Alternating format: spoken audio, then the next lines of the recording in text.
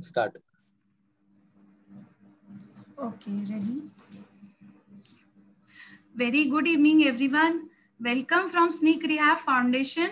I'm Harshali Kharche. I'm the director and a founder of Sneak Rehab Foundation. We are from Nagpur. We welcome you for the today's webinar. Sneak is Special Needs Integration Center and rehabilitation. 1 minute, somebody has raised.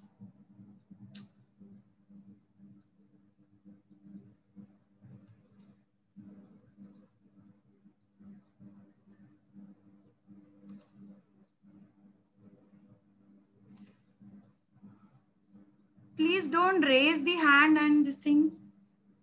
Let us start, please. Okay, SNCC is Special Needs Integration Center and rehab is rehabilitation, empowerment, health, advocacy and belief that we are going to focus mainly on. Our vision is to empower parents of children with special needs by ensuring their peace of mind, satisfaction and positivity with respect to their child's overall development. Our mission is to sensitize and educate the society about the challenges faced by special need parents and to provide an appropriate perspective to the parents about treatments, therapy, and approaches in favor of child's development. Also, to bring better clarity about myths and beliefs that we have and misunderstanding with regard to issues, disorders, and dysfunctions. Here our motto is to set the foundation of a parent body capable of providing resolution to the challenges faced by special needs parents. So today in this, we are here about the misbelief, misunderstandings and all these issues that we have. So we are going to talking about this evidence-based treatments and therapies for autism. For that, we have Miss Preeti Dixit. She is a super mom and a mentor of Sneak Rehab Foundation. So I welcome Miss Preeti Dixit for this talk. And I'll hand over to... Thank you, Harshali. Yeah. Okay, so today I will be talking about evidence-based treatments and therapies for autism. Ever since I started helping parents, guiding parents about autism, a lot of parents have come up to me and asked about a lot of therapies and treatments which are out there, which are not evidence-based. And there is a lot of confusion among parents who are just starting on their journey, especially because of internet and social media and a lot of information overload. It's difficult to make out which information is accurate and which is not. So today we will be covering not just evidence-based treatments and therapies for autism, but I will also be talking about how you can identify that a certain treatment or therapy is not evidence-based. Let's start with trying to understand what autism is first, so that you understand what the therapies and treatments for autism are about. Harshali, can you start the first slide? Autism is a neurological and developmental disorder that begins in early childhood and is lifelong. So one of the first things that you need to understand about autism is that it does not have a cure.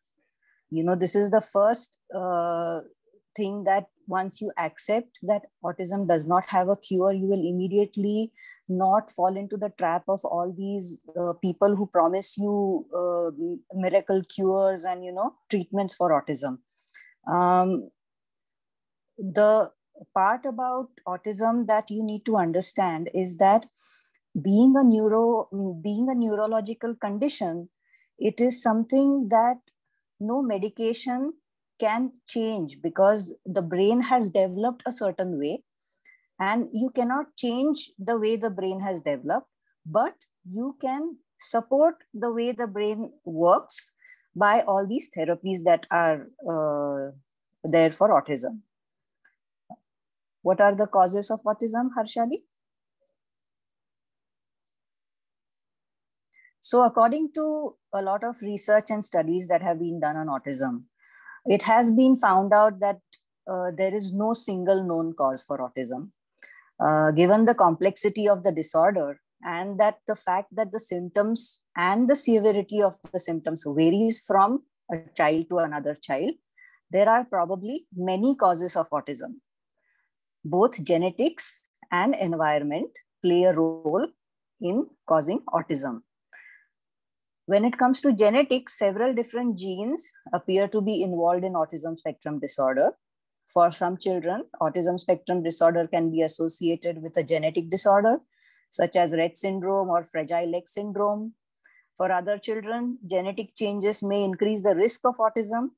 Still, other genes may affect brain development or the way the brain cells communicate with each other, and they determine the severity of the symptoms. These genetic mutations can be inherited or they can occur spontaneously. The second factor is environmental. Researchers are currently exploring whether factors such as viral infections, medications, or complications during pregnancy, or air pollutants play a role in triggering autism spectrum disorder. Once you understand this, that the cause of autism is not really known, you will understand why cure for autism is not yet found. Because unless and until you don't know what causes autism, you cannot really treat it. It's like, imagine having flu.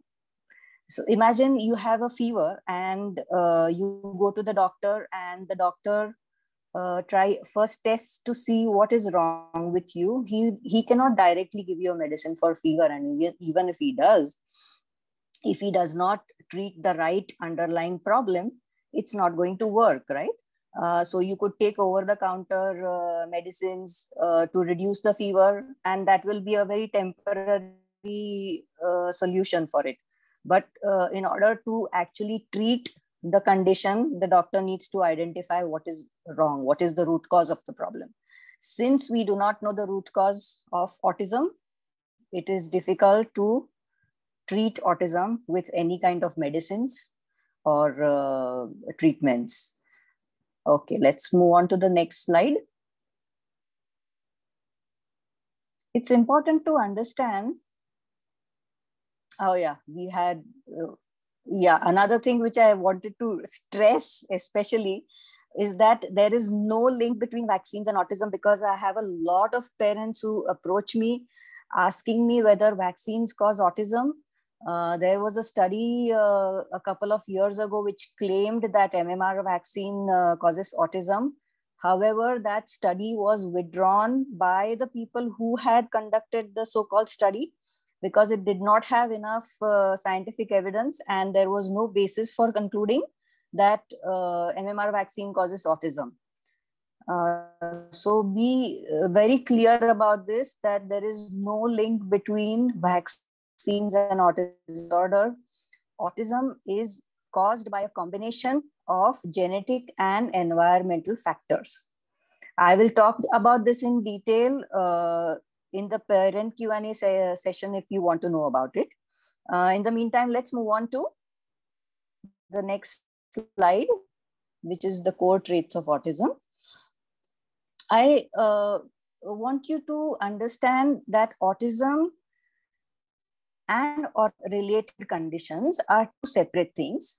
A lot of time what happens is that when our child is diagnosed with autism, we feel that all the issues that the child is having are related to autism, whereas that is not the case. So let's understand what actually is autism and what are the comorbid conditions.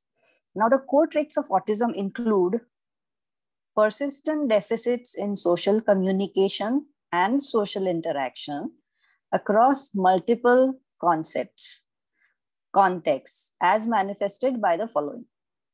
First is deficits in social emotional reciprocity, ranging, for example, from abnormal social approach and fear of normal back and forth conversation to reduced sharing of interests, emotions, to failure to initiate and respond to social interactions. Second is deficits in non-verbal communicative behaviors used for social interaction. That would be body language.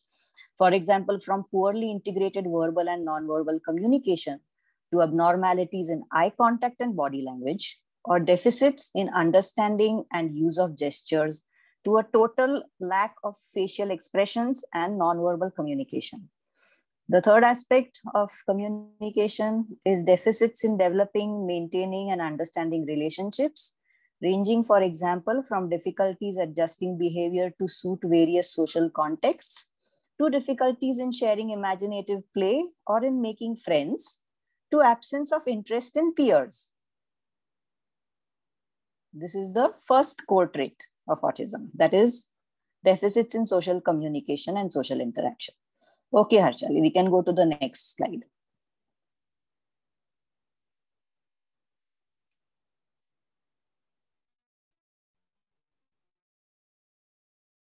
The core autism is restricted, repetitive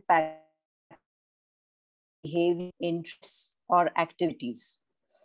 Examples of this: stereotyped motor movements, use of objects, or speech.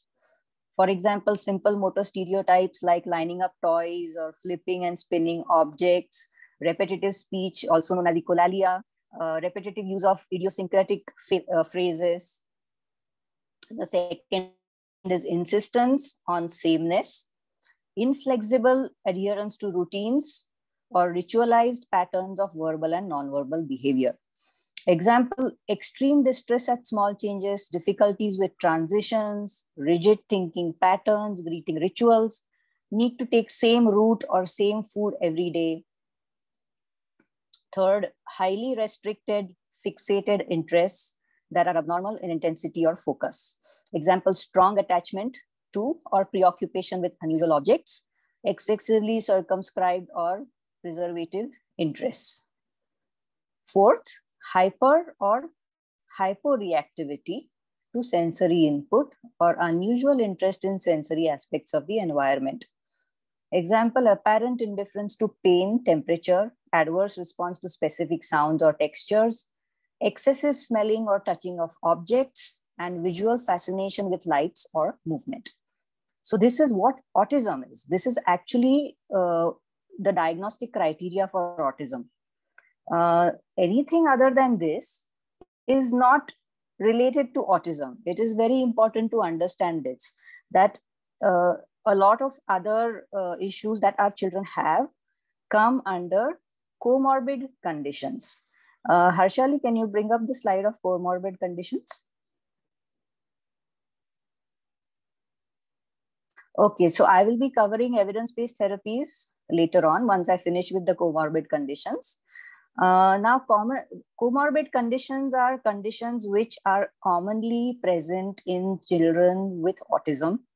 The reason for this is that, as we covered before, there are many possible genetic causes for autism. And that every genetic mutation, autism is part of the manifestation. It can affect your body system. So some of the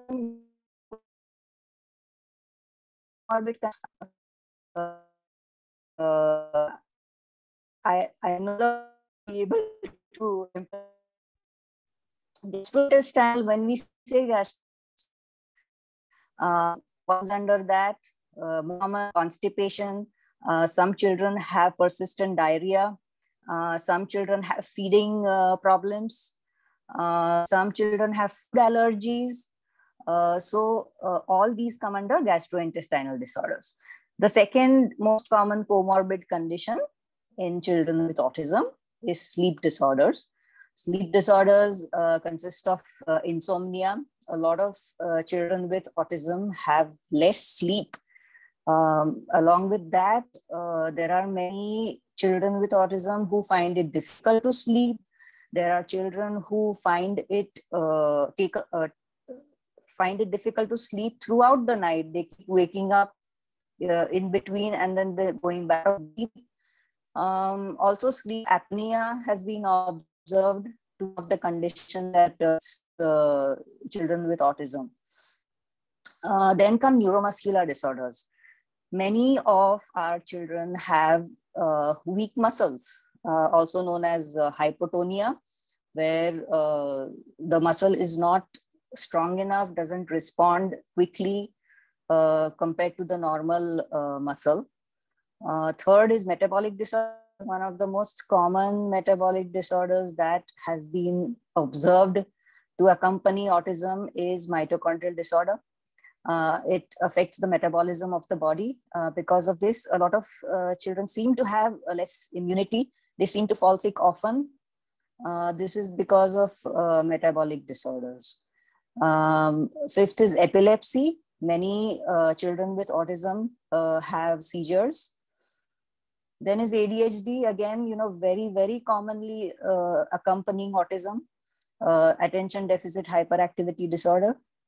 Another very common condition. Now the next four conditions would be common psychiatric conditions. So seventh is anxiety, very common in kids with autism, with individuals with autism. Depression, which is more common in older children, adolescents with autism. Phobias, again, which are extreme fears of certain things, which are, normally you would be maybe a little bit afraid, but these are really out of proportion and unreasonable fears. And then OCD, which is obsessive compulsive disorder, where the child, because of the anxiety, keeps, doing some activities, and it really distresses the child. These are the common comorbid conditions that accompany autism. So let me again make it clear. We have two aspects when it comes to, when we talk about evidence-based treatments, we have two aspects that we are dealing with. One are the core traits of autism, which we talked about before. And the second is common comorbid conditions. It is very important to not confuse the two. In a lot of cases, parents confuse the two and think that, okay, all these other the treatments for common comorbid conditions are actually treatments for autism, when they are not. And this is what I will be talking about next. Let's just quickly see what are the evidence-based treatments for comorbid conditions. Okay, evidence-based therapies for autism. There are three evidence-based therapies for autism: applied behavior analysis, occupational therapy, speech therapy. I will be covering these in detail once I also just give you a brief overview of the evidence-based therapies for comorbid conditions. Evidence-based treatments for comorbid conditions include feeding therapy. Feeding therapy is done either by a speech therapist or an occupational therapist. It helps children who have difficulty eating food, swallowing food, who are extremely sensitive to texture. Diet modification is for children who have food allergies, who are allergic to certain foods, who have severe constipation or diarrhea. So, the doctor might ask them to have more fiber in the food to help with constipation. And whatever treatment for diarrhea the doctor will suggest. Physiotherapy is for neuromuscular conditions. Like I told you, a lot of our children have hypotonia. So physiotherapy helps with hypotonia. Cognitive behavior therapy is for all the psychiatric issues that our children have, which includes anxiety, depression, OCD. Some children, as they grow older, even have display psychoses. So that is where cognitive behavior therapy comes into play. Pharmacological treatments are medical treatments which involve giving pharmaceuticals or medicines for a particular comorbid condition like epilepsy, There are many autistic children who also have cerebral palsy. So, they would probably require medication for that. Any other issues, heart issues, allergy issues. So whatever treatments are meant for those conditions, the doctors will give the child that treatment. Okay, so two very distinct. For autism, we have occupational therapy, behavior therapy, ABA, and speech therapy. All other treatments are for comorbid conditions.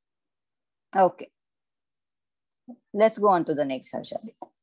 Okay, now let's talk about the evidence-based therapies for autism.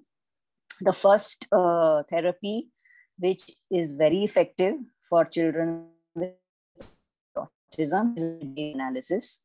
Before I go into a little bit more detail about applied behavior analysis, I would like to address the fact that it has become a very controversial therapy in the last couple of years. And from my personal experience, I can tell you that it is not the fault of the science. There is nothing wrong with the science, because the science of applied behavior analysis is very powerful. It is proven. It has been used for years, and is in no way harms the child. So when you hear stories about children suffering because of ABA, because of applied behavior analysis, it is not the fault of the science. It is the fault of the therapist who is practicing ABA. A therapist, so you have to make sure, you have to be extremely cautious about choosing the therapist. Do not choose a therapist who is not certified to do ABA.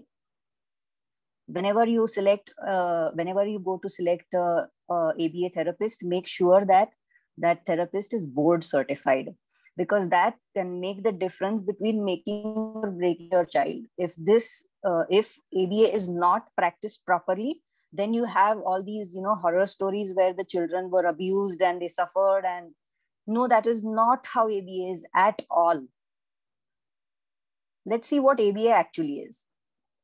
So applied behavior analysis helps us understand. Harshali, we are still on the previous slide, Harshali.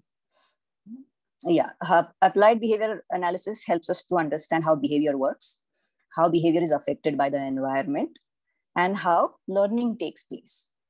ABA therapy applies our understanding of behavior to real situations. The goal is to increase behaviors that are helpful and decrease behaviors that are harmful or affect learning. Okay, let's move on to the next slide.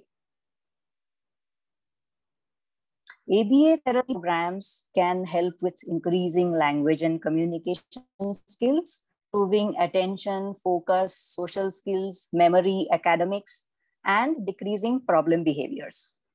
What are the techniques and philosophy of ABA?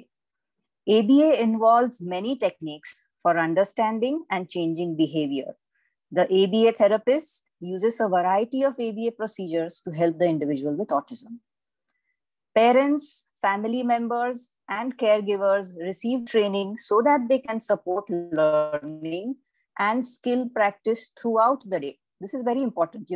When we did ABA for my son, one of the most important aspects that the ABA therapist told us was that we had to learn how to do this at home, because it would not be effective until and unless we did this 24/7 with her. So the consistency is very important. So a big part of ABA therapy is training parents to do ABA therapy at home. The learner receives an abundance of positive reinforcement for demonstrating useful skills and socially appropriate behaviors. The emphasis is actions and enjoyable.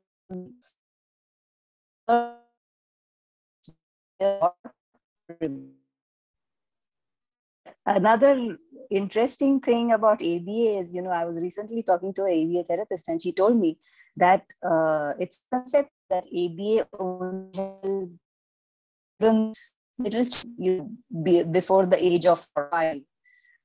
No, ABA actually helps people of all ages. So ABA is in fact even, used for elderly people who are, affected by Alzheimer's or, some other condition.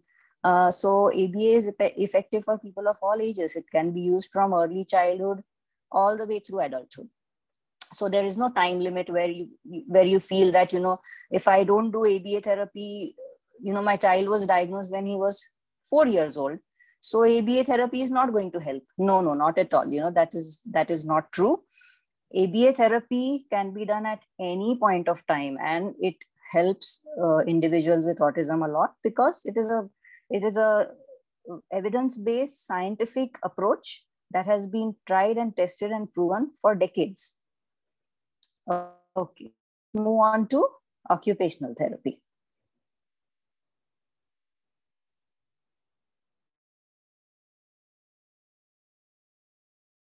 Autism. So, this is actually what I would call the core treatment for autism that addresses the core traits of autism. So occupational therapy is a profession that helps individuals with various disabilities to achieve functional participation in activities of daily living, such as play and self-care. Occupational therapists working in pediatric setting are concerned with evaluating and treating a variety of skills that impact a child's ability to function and learn. These include gross motor skills, which relate to movement of large muscles in the arms, legs, trunk, and are needed for activities like running, climbing, jumping, or riding a tricycle. Then fine motor skills, which pertain to movement and dexterity of the small muscles in the hands and fingers, and are needed for activities like picking up small objects, holding utensils, or buttoning a shirt. Then come visual motor skills, which relate to an individual's movement based on the perception of visual information, and are needed to color within the lines or catch a ball. Handwriting skills, which involve writing fluidly, letter formation, letter sizing, letter alignment, and word spacing. Next slide.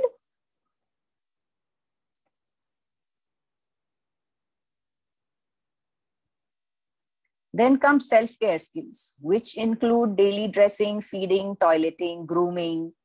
Oral motor skills, which involve the movement of muscles in the mouth, lips, tongue, and jaw to permit sucking, biting, crunching, chewing, licking.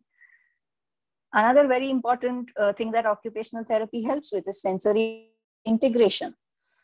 Sensory integration is the ability to take in, sort out, and respond to sensory information that we receive from the environment, and is especially important to individuals who are either under or oversensitive, so hypo or hypersensitive to light, sound, touch, noise, etc.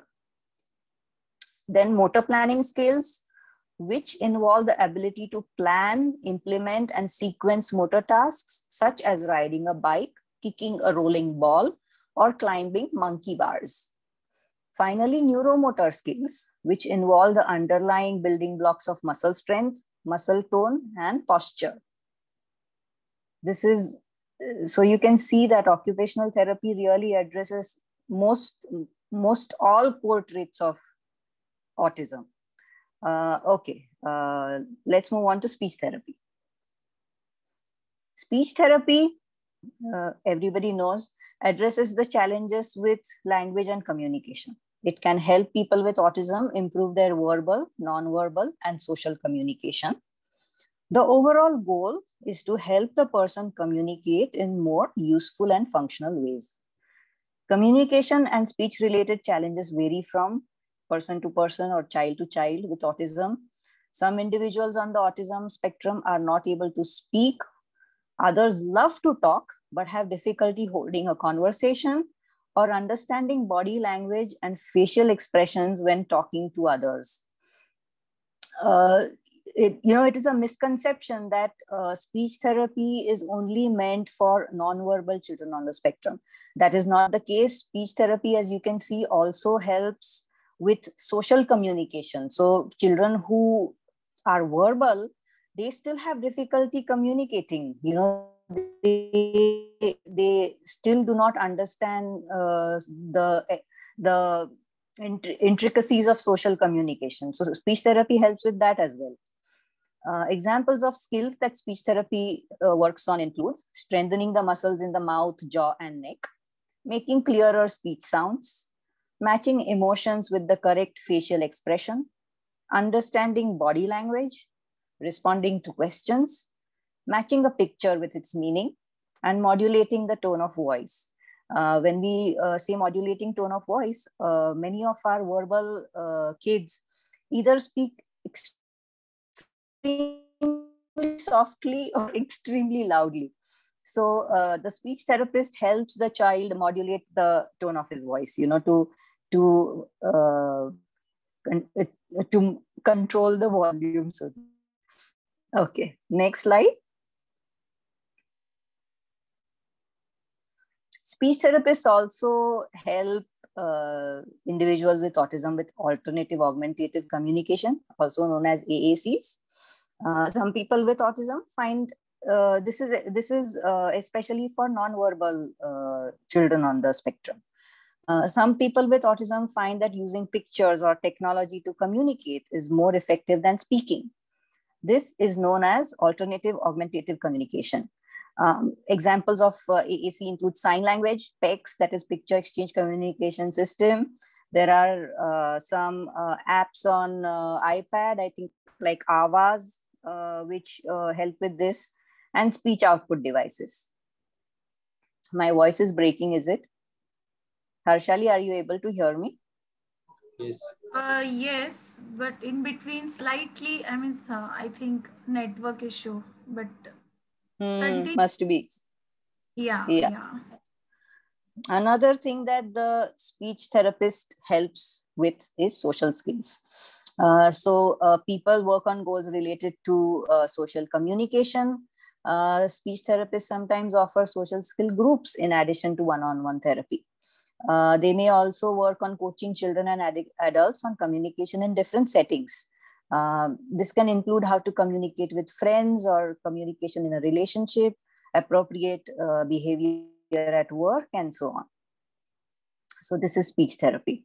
As you can see, speech therapy addresses the first core trait of autism, which is deficits in social communication and social communication.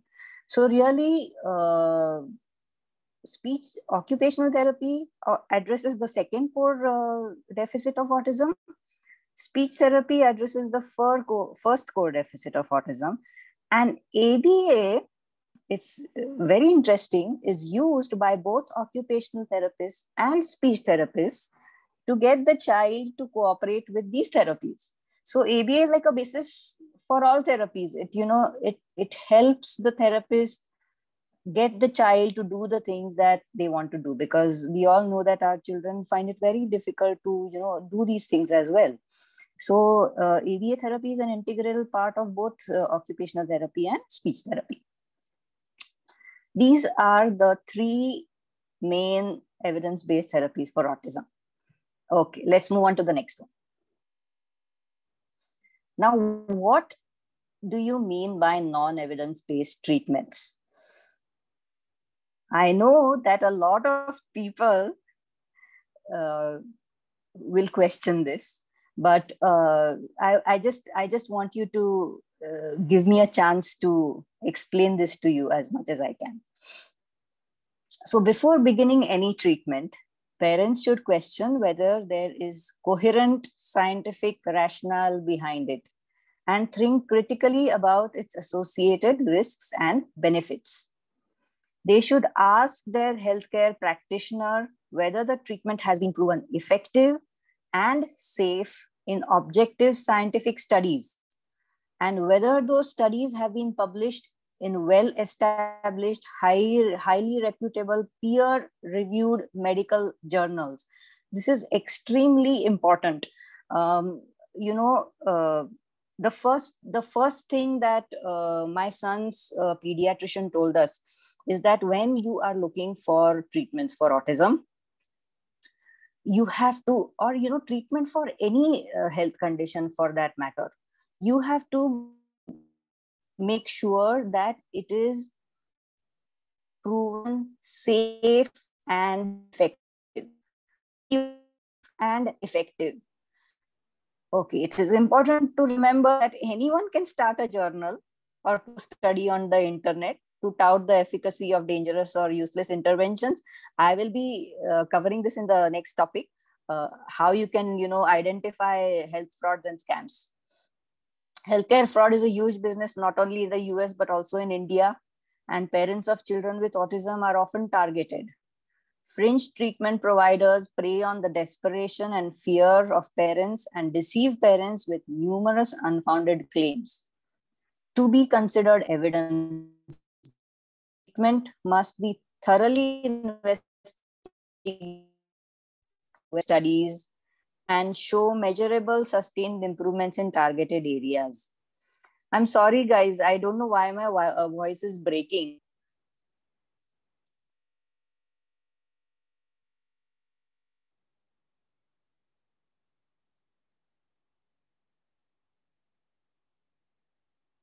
Okay, Harshali, let's move on to the next slide.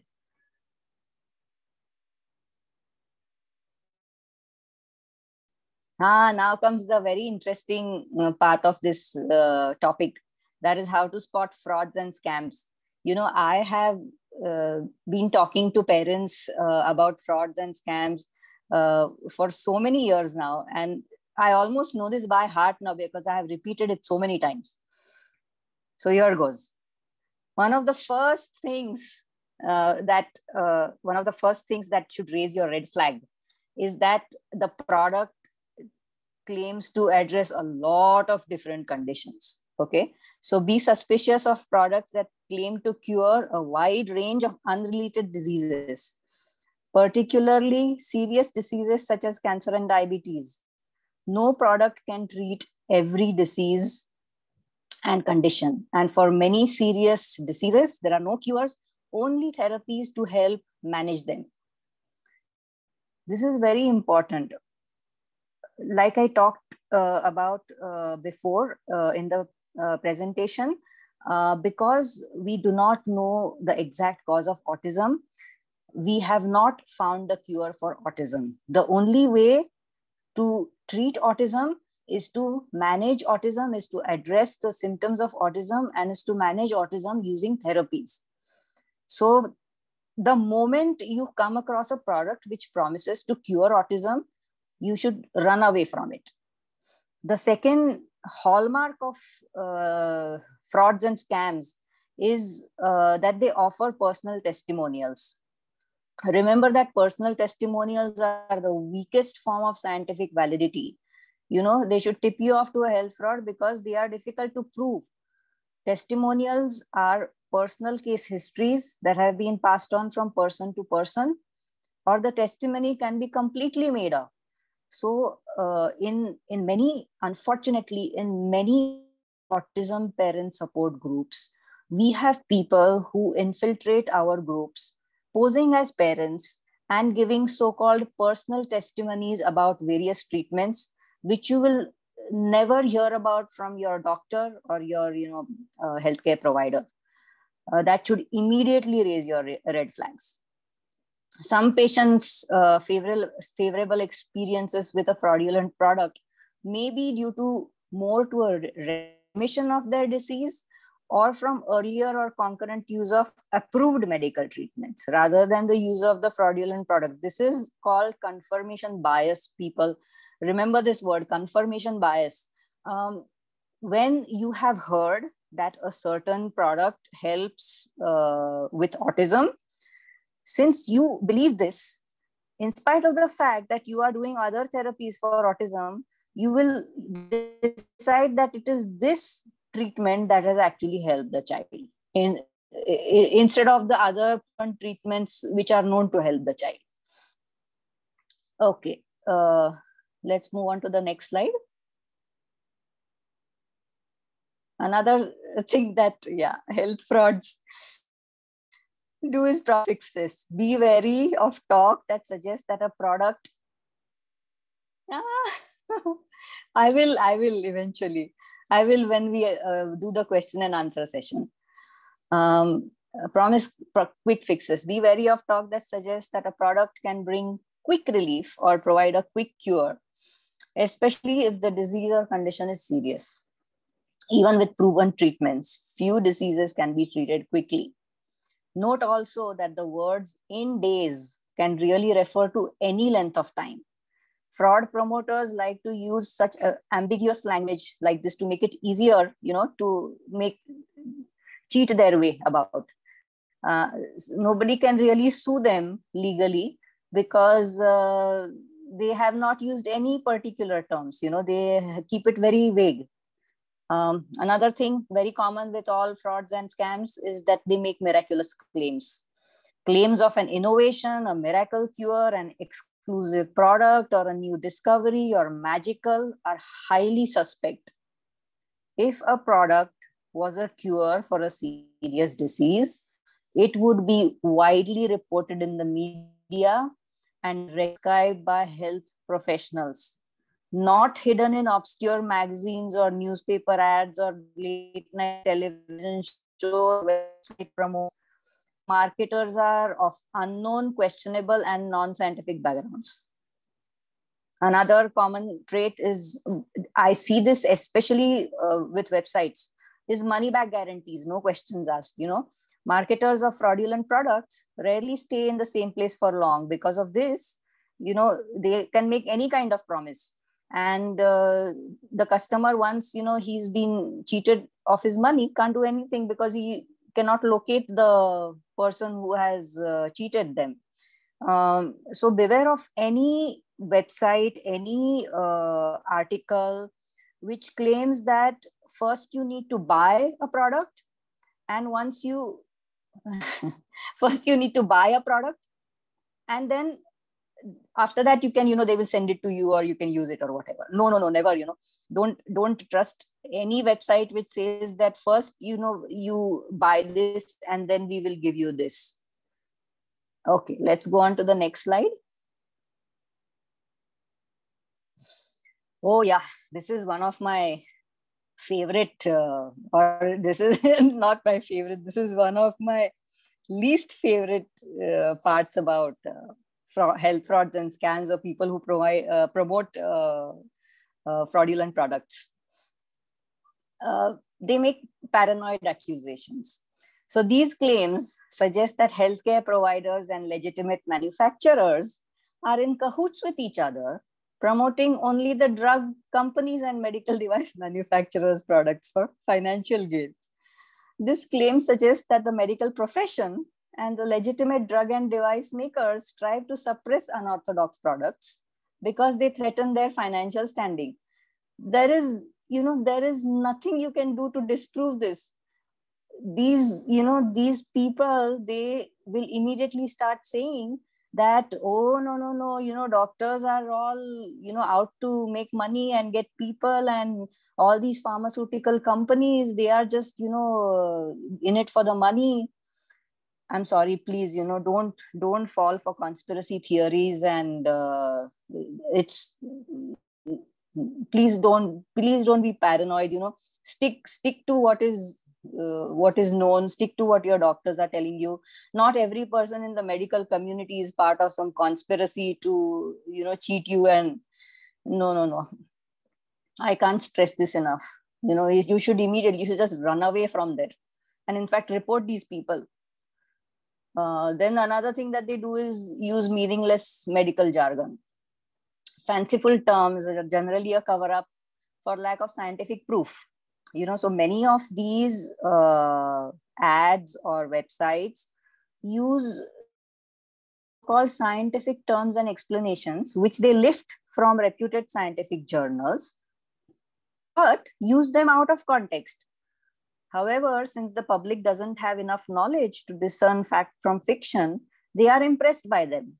So what happens is that we feel, since we don't know, like, we are not doctors, we are not scientists, we really don't know, but we have heard these terms somewhere, and then we feel, oh, this explanation makes sense, but it in fact does not. But you do not have the knowledge to discern that. This is actually called pseudoscience, where it sounds like science, but it is not. There was there was another point in this, but I think we missed that. That was about products claiming to be natural. Harshali, did we miss that?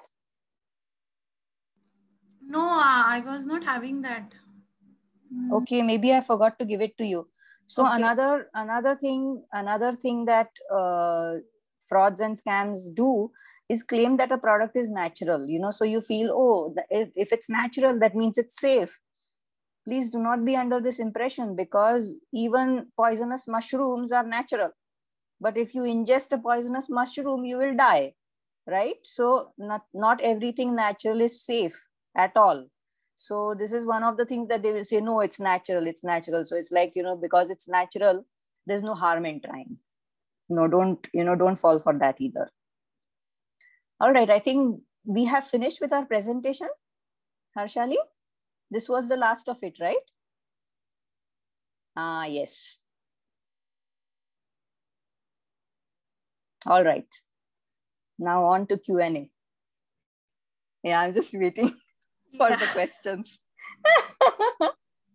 Anybody has any questions? Or they can raise their hands. Yeah. Isha, Negi, you can unmute and ask your question. Hi, thanks Preeti for that detailed information. My son is already 8.5. Welcome. So we have already gone through a lot of it. And you can't ask me enough how against I am ABA, for the very fact, because of the very fact that, untrained therapists have worked on my son.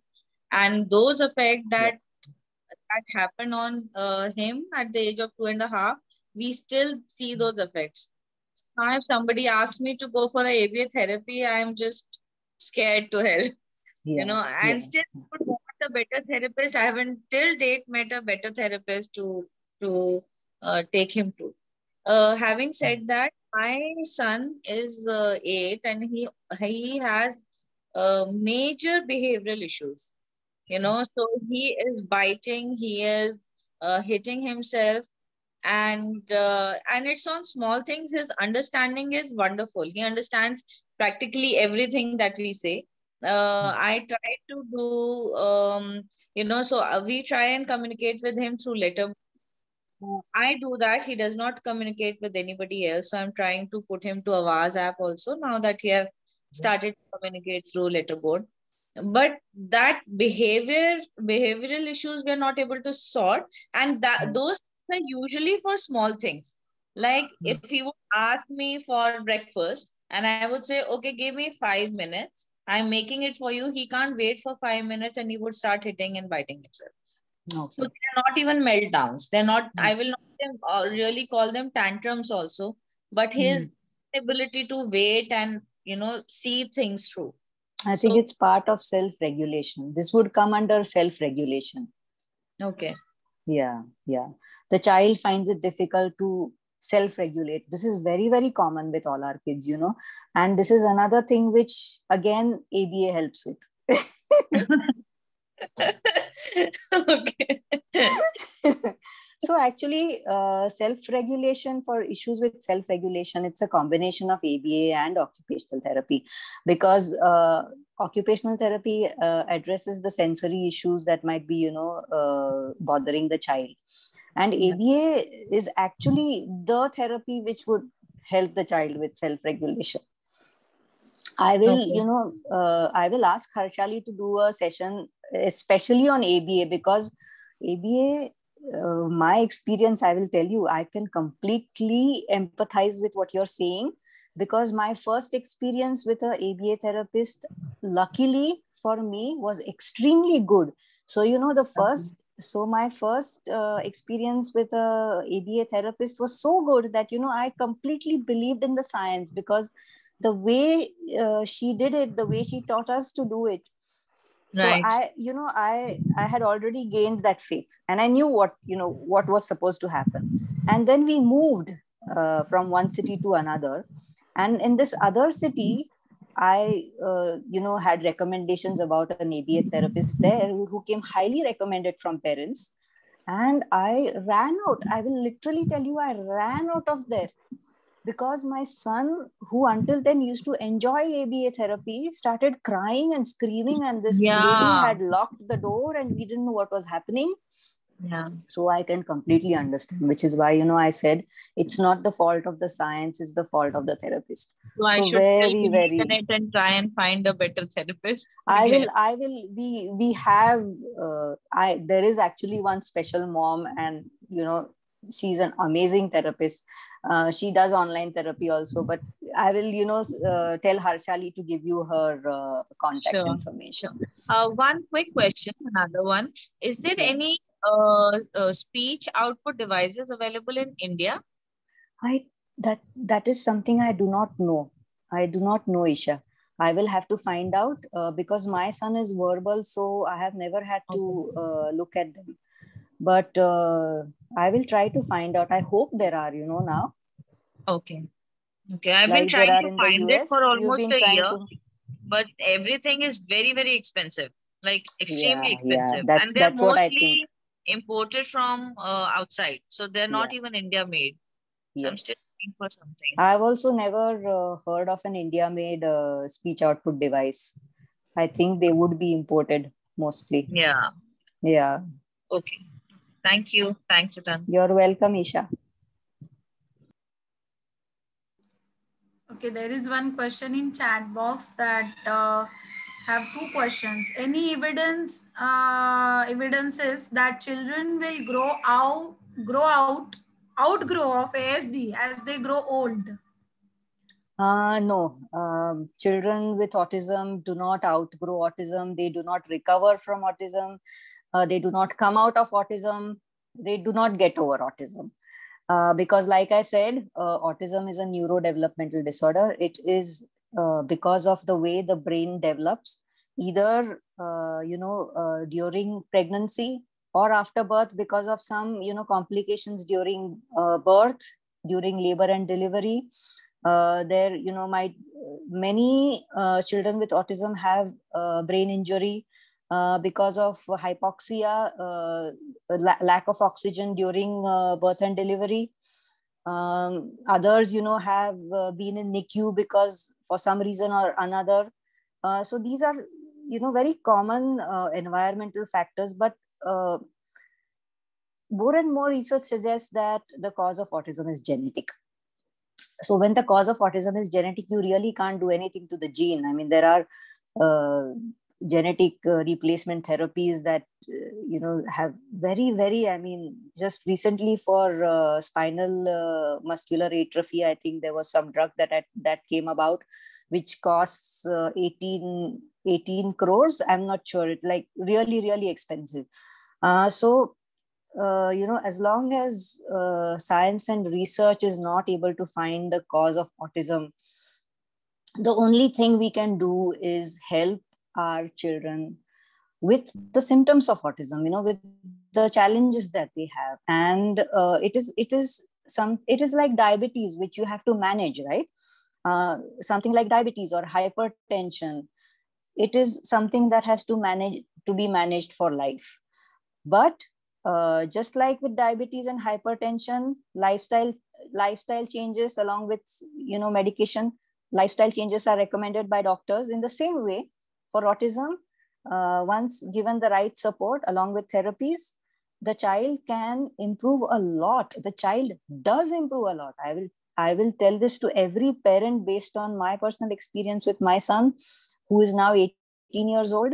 When he was diagnosed with autism at 4 years old, I would have never thought that we would reach this stage, My God, even when I think about it now, I feel emotional that we have come so far. And all we did was therapy. Did therapy very consistently for many years, and for minimum, every therapy minimum 1 hour. ABA was part of our life. ABA was part of our daily routine. It was nothing separate from our daily routine. Every interaction that we did with our son was based on the concepts of ABA.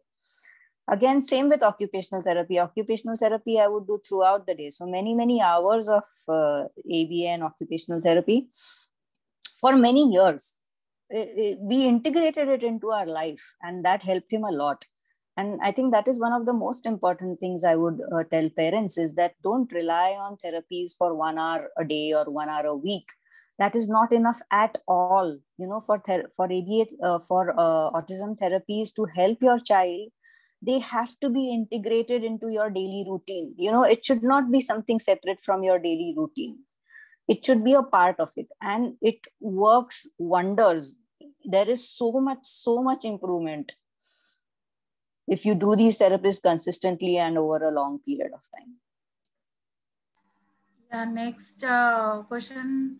Does genetic test apart from assessment help in getting the child condition know better and where she is lacking? Genetic tests may help you identify the root cause of autism, but it is more academic than anything. I personally, my son has a lot of health issues apart from autism. He has a very rare neuromuscular disorder, which we realized last year because of severe scoliosis. And it was at that point of time that the doctor advised us to do genetic testing to find out what is actually wrong, because it was obvious that it's not just autism. There are some other, factors which are affecting his health. But at the end of it, again, because it is a genetic condition, because it is a genetic mutation, there is nothing we could do about it. There is no treatment, there is no cure for it. But it does help you understand what you are dealing with and how better to manage it. So with my son, I would say genetic testing helped us because we, just like, after you find out that your child has autism, it helps you manage it better, right? You are able to give your child the support that the child needs. In the same way, if you are able to identify what is wrong, if there is any genetic mutation which is causing the child issues, then it will help you manage the other symptoms better. For autism, the therapies remain the same. No matter what the cause, the therapies remain the same. ABA, occupational therapy, speech therapy. So as far as autism goes, genetic test is not going to help you in tailoring the treatment for autism, but it could help you with the other issues that the child has, say gastrointestinal issues, or maybe some metabolic issues, or maybe like my son had neuromuscular issues. So that is where the results of the test would help. Yeah, next question is, what is your opinion on probiotics, brain biomeds, and omega-3 fatty acids? For all these things, I would just say it has nothing to do with autism. If the child has a condition which needs these medications, which needs these treatments, the doctor is the best person to guide you about that. But one thing I will say very, very strongly to all parents is never, ever self-medicate. Never, ever self-diagnose and self-medicate your child. That is the most dangerous thing that you can do. You might think, oh, it's just homeopathy, it's just Ayurveda, it's not going to really, or some, other natural treatment. But please do not do that. Even if you seek Ayurvedic and homeopathic treatment, go to a proper doctor and do it. Don't self-diagnose and don't self-treat. Why this is important is that every child with autism is different. Every child's physiology is different. What affects one child a certain way may not affect another child the same way, right? You don't know what health issues a child has. So when parents recommend treatments to each other in parent support groups, I feel extremely uneasy, because you do not know the child's medical background. You do not have the child's medical history. You might think that you're helping the parent by suggesting something that you have done with your child and it has helped your child, but that is not the case. So please always, always, always consult your doctor. For any medical treatment, consult a doctor, whether it be allopathy, Ayurveda, or homeopathy. some questions are like, how do we say kid is mild, moderate, and severe? So can we take these questions or? Yeah, absolutely. Yeah. There is actually the DSM-5, which is the Diagnostic and Statistic Manual of Mental Health Disorders, lists. They actually have a list where, you know, they tell on what basis they decide whether it's mild, moderate, or severe. But to put it in very simple terms, it is based on the severity of the symptoms. So based on the difficulty that the child has, based on the level of challenges that the child has, which can be right from, you know, it involves communication, it involves socialization, it involves cognition, it involves sensory issues. So how much the challenges affect the child's life, you know, how much they affect the child's functioning. Based on that, the level of severity is decided. So obviously, you know, a child who is non-verbal is more severely affected than a child who is verbal, you know, obviously. So immediately there is a distinction. It's the same for the other issues as well. Cognition, there are children on the spectrum who have intellectual disability as well. So obviously they are more severely affected and they would come under the severe category of autism. So there are clear factors which have been defined. Similar on lines like, is mild ASD shift to severe as age grows? I have never heard of something like this happening, but I do not have the knowledge to answer this question. I don't know. I have never heard of, you know, mild autism turning to severe autism.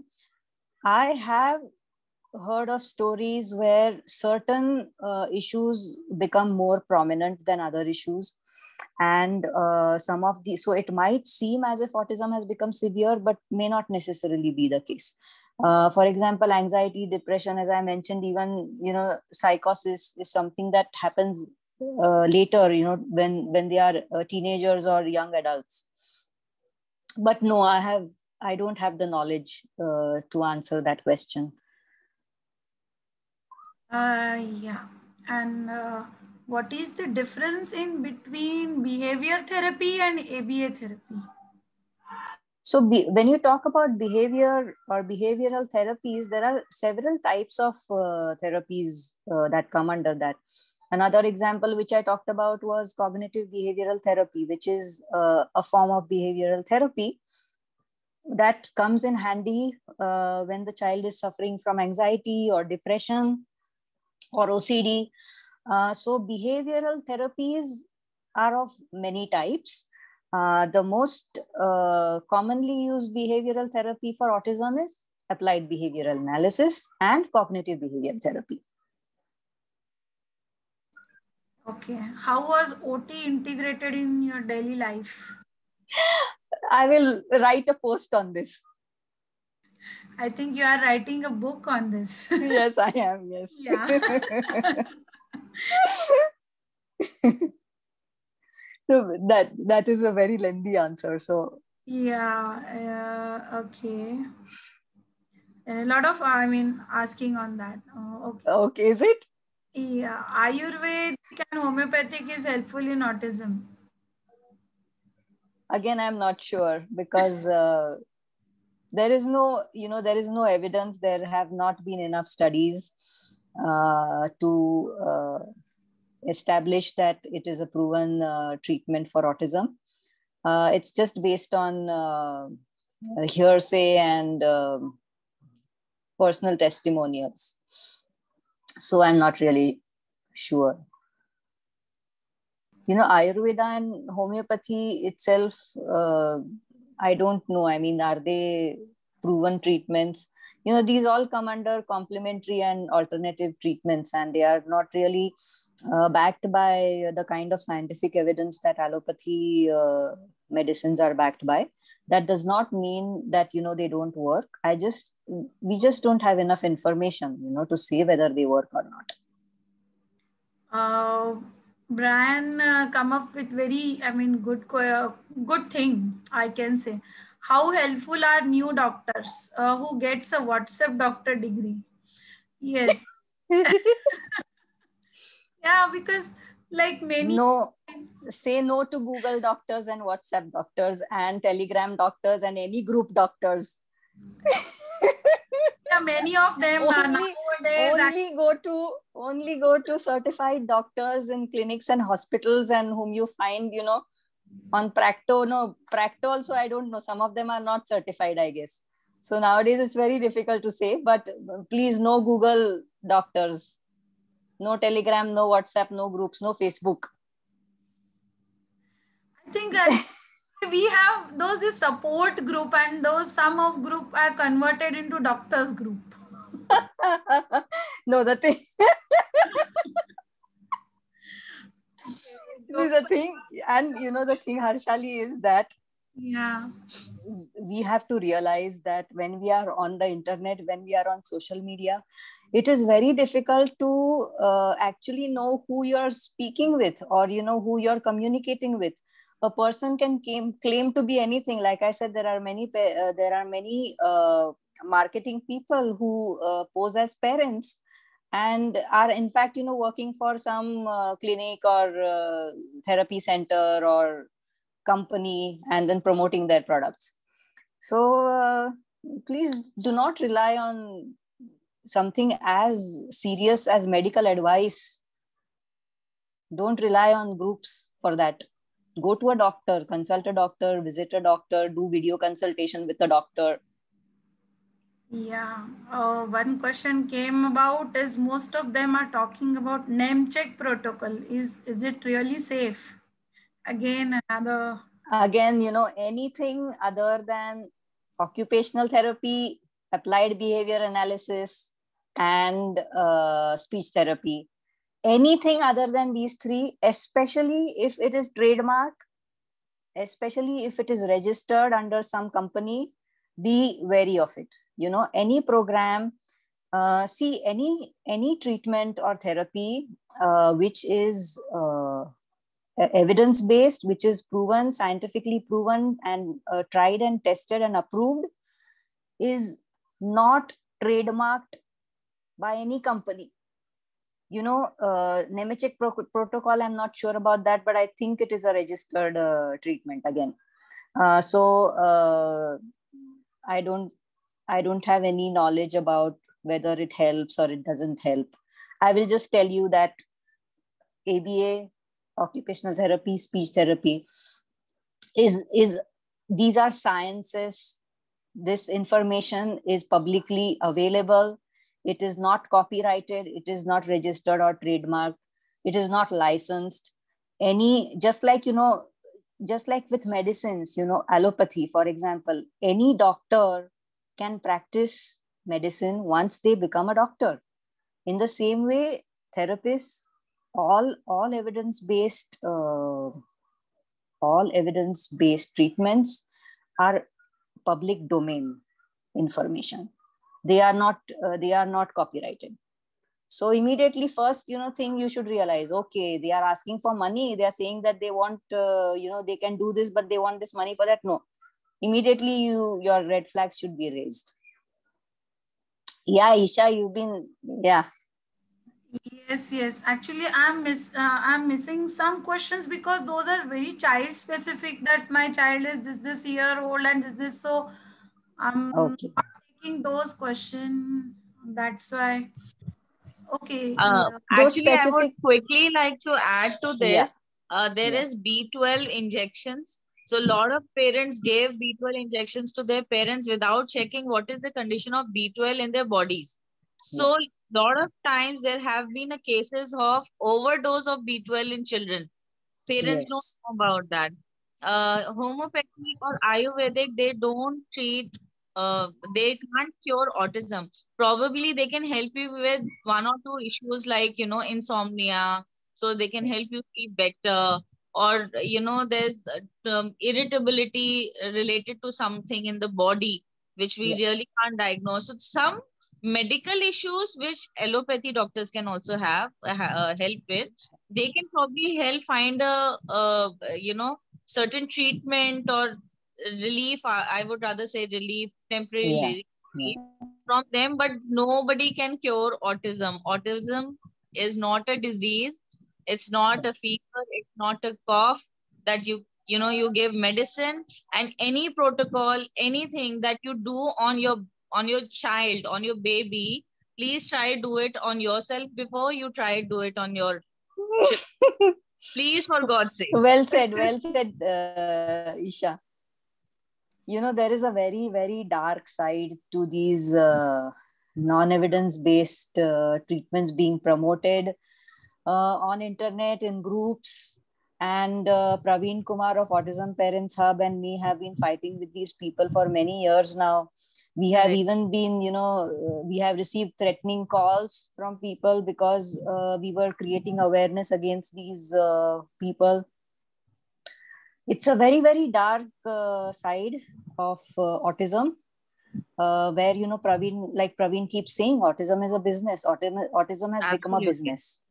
And parents of children with autism are the ideal targets because we are so desperate to help our children, and we are, we are so vulnerable because of that. And what happens is that autism therapies don't work instantaneously, right? It takes time. It takes a lot of time, a lot of effort, a lot of patience for these therapies to work. And many times parents probably feel, is this really working? Is this really helping? And there is so much information out there because of the internet now, where, people can just Google and you won't believe it. If you Google autism on Google search, the first full page is only ads about cures for autism. It's only ads. You have to scroll down to the second page, third page to get actual information. It's so bad, So unfortunately, autism has become a big business. And since there is no cure, since parents are so desperate to help their children, they fall into these traps. And unfortunately, it's the kids who suffer.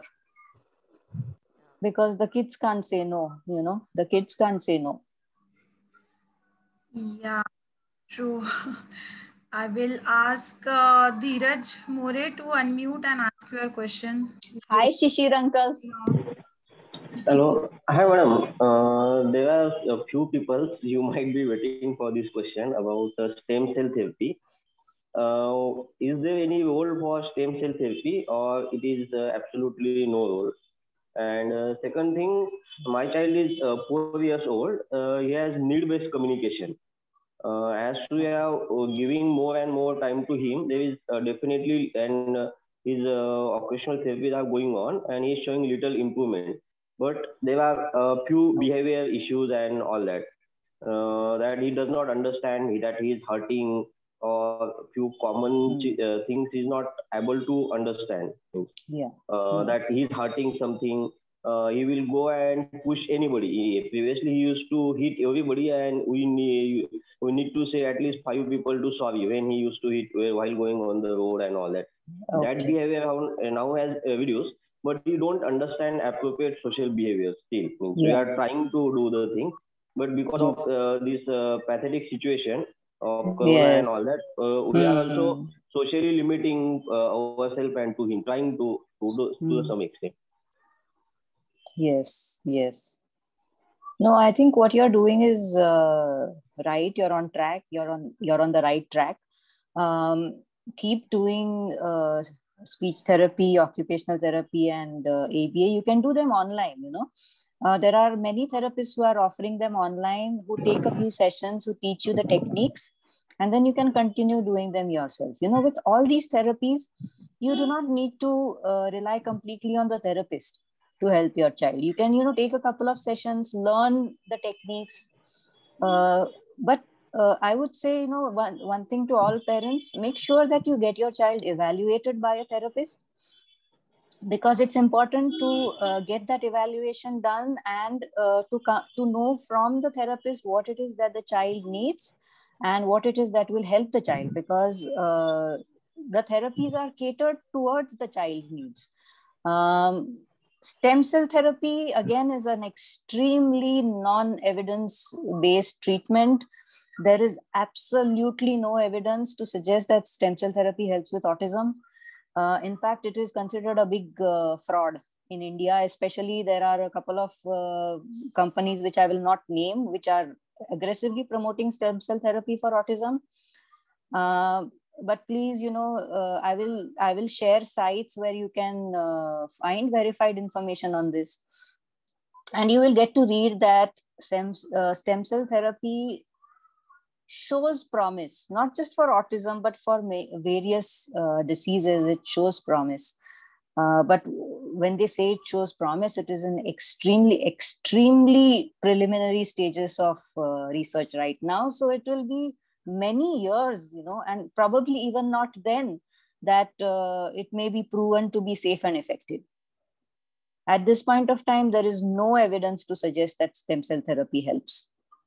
And in fact, I have, heard of cases where it has negatively impacted, because again, you're playing with your body and you don't really know, because there's not enough evidence. You don't know how it's going to affect your body.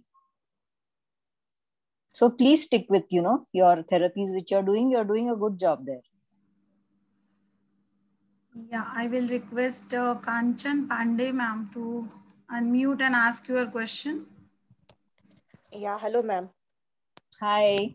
Yeah, ma'am, actually my son is 10 years old and we are doing occupational therapy and speech therapy since his childhood, but we never went for ABA therapy. So can you suggest a few therapists who can give this online treatment to my child? Because right now, because of Corona pandemic, it's not possible to go anywhere. Yeah, I think Harshali, we can put up in the group later on. Yes. Ma'am already told him we will put up the information in the group. Yeah. Okay, that is fine. And ma'am, other thing, I was about to start the Nemchek therapy for my child. Okay. So tell very frankly whether we should start it or not. I have no idea about Nemchek. I have, not read anything about it. So I will just say that it is not an evidence-based treatment. The only evidence-based treatments for autism are ABA, occupational therapy, and speech therapy. Anything other than that you want to try, it is at your own risk. Because I personally don't know anything about Nemechek, so I am not in a position to say. I am having a PDF and a chart where is, the treatment is suggested for the child year-wise. So I can share in the group. Why don't you talk to your doctor? That's the best way. Actually, I'm giving the homeopathy treatment for my child. I talked to my doctor, but he's not having any idea about the Nemchek therapy. Yeah, so there you go. That's your answer. But, I'm associated with a WhatsApp group of Pune, where a few mothers claim that they have seen quite a lot of improvement in children because of Nemchek therapy. Yeah, again, personal testimonials. It's up to you, whether you want to try them on your child based on personal testimonials. But there is no evidence. So, I mean, there is no scientific evidence. No scientific evidence. So you suggest we should not go for it? It's up to you. See, you are not giving me the answer. See, actually, Preeti already explained various ways you can check on. I mean, just not on one thing. You yourself, you check all those things. I will never tell a parent to not do something. My job is to give you information. My job, I truly believe that, all I can do is give information, is to create awareness. The decision making is up to you. It is your responsibility as a parent. You are the one who has to make the final decision. You have to weigh the pros and cons. You have to decide whether it's worth taking the risk or not. It is completely your responsibility. I mean, Preeti has given a perspective and the pointers that you should think. It is a one Nemchek came in, but lifelong you will be coming across many things. So right. Every time you yourself should go through these things. Okay, I have to do these. Then you should choose about anything. That's what I feel.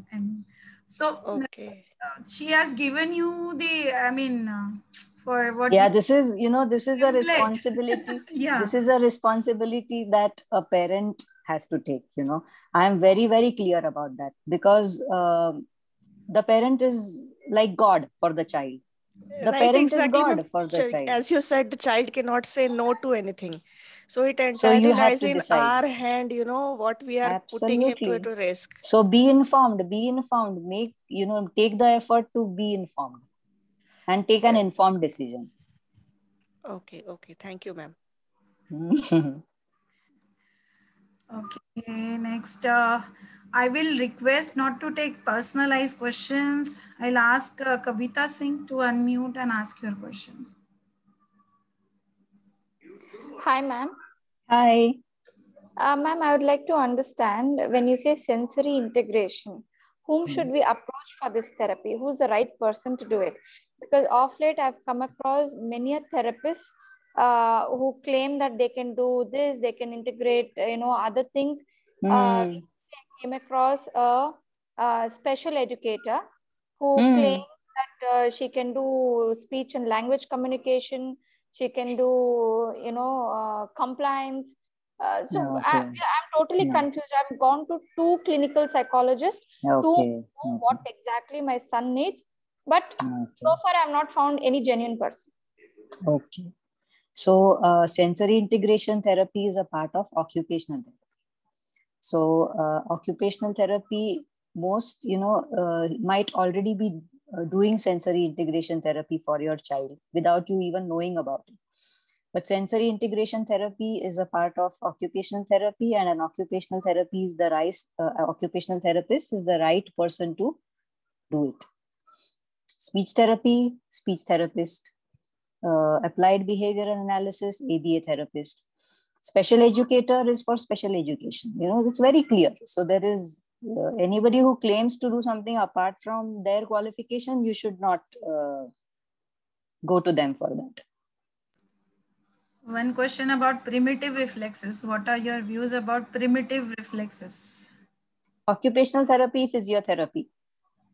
Yeah. There is no need to break your head on whether something is primitive or not primitive or what is happening over there.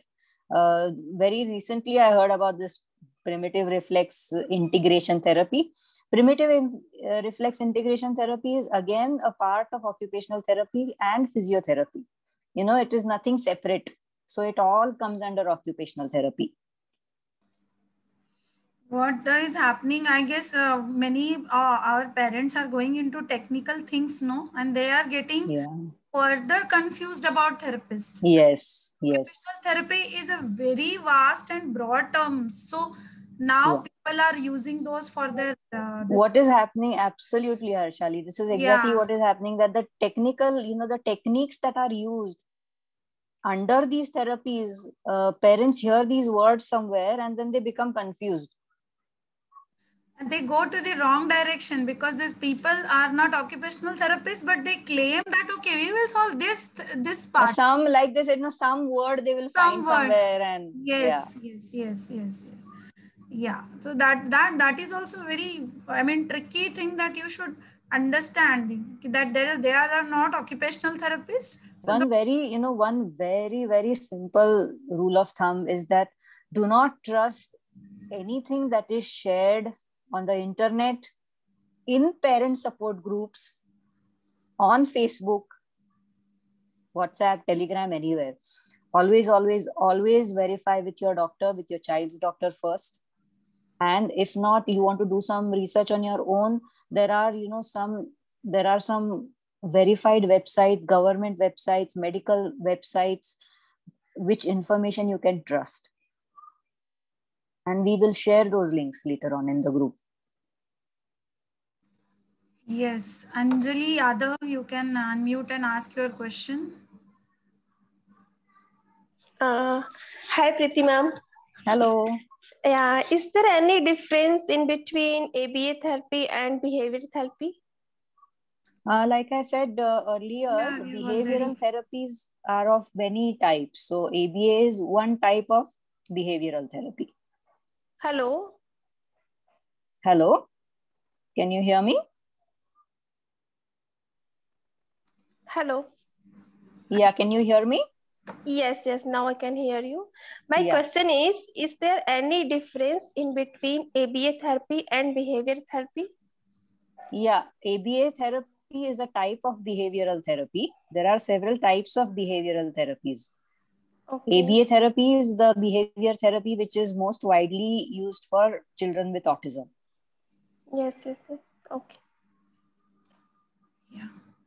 Okay. I think, okay. Again, I can see the hand. Anything more? Kavita, you want to ask something? Yes, ma'am. I had wanted to continue my question previously, but it was unmuted. Ma'am, I would like to understand compliance issue. Who is the therapist who will be dealing with compliance issue? ABA. Okay. So it's not under OT or it's not under, special educator again. No, not under. But what happens is that, like I was saying before, many of these therapists, occupational therapists and speech therapists, special educators are also using ABA techniques when they are doing therapies with the children. So ABA kind of forms the basis of the way you interact with a child with autism.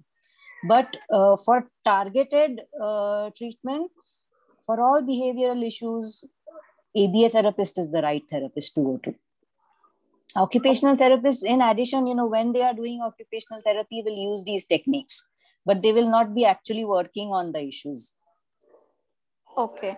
So child development pediatric is different from, the all this OT and the special educators. Yeah, absolutely. When it comes to autism, the developmental child pediatrician is primarily the doctor who diagnoses autism, right? Who is, looking for the developmental milestones, whether they have been reached or not, and helps with the diagnosis of autism. Then you have your pediatrician, your regular pediatrician. Many times you also involve a child psychologist for diagnosis. Again, a pediatric neurologist for diagnosis, a child psychiatrist for diagnosis. All these professionals help with the diagnosis process of autism. And the treatment is done by occupational therapist, speech therapist, ABA therapist.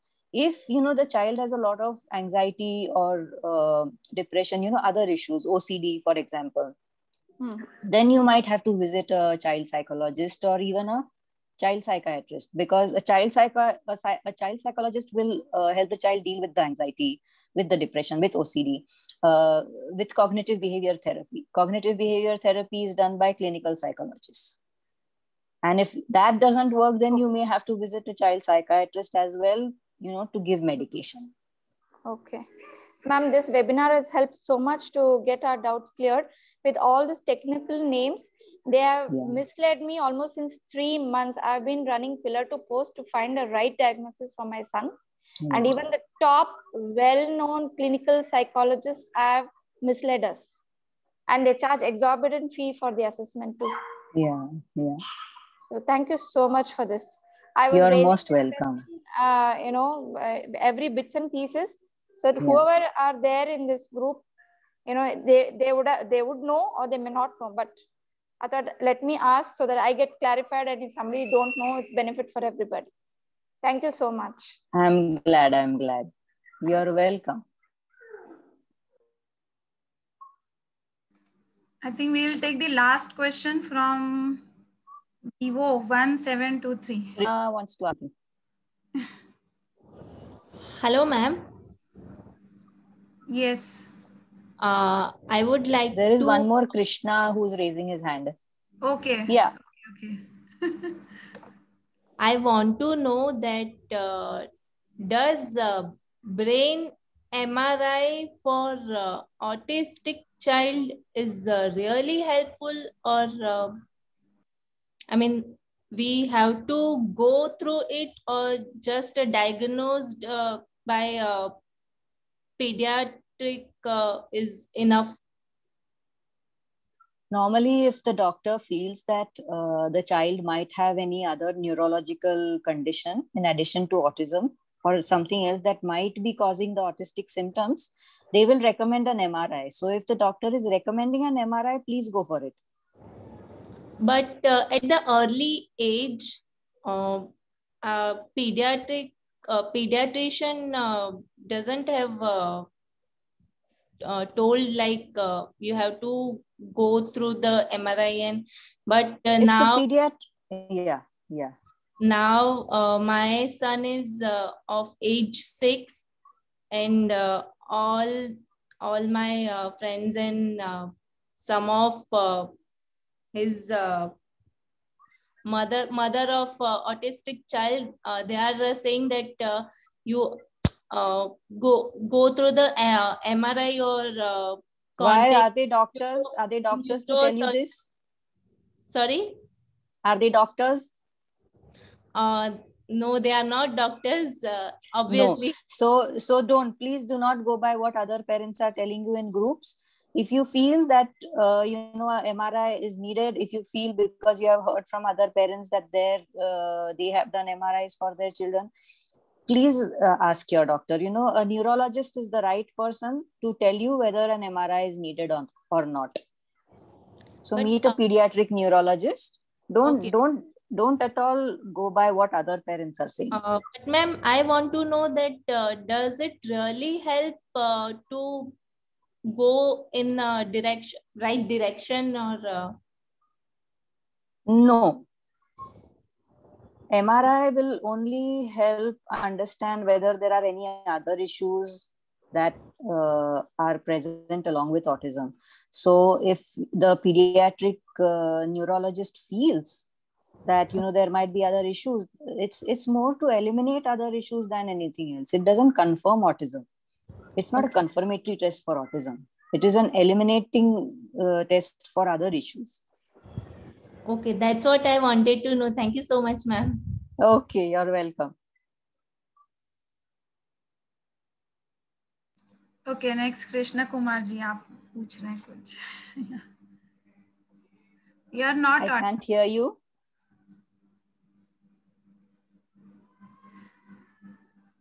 You are not audible.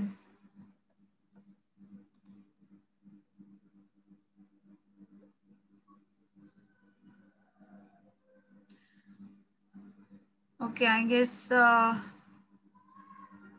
some technical issues we can. Yeah. So you can put your question in chat box if anything. Okay.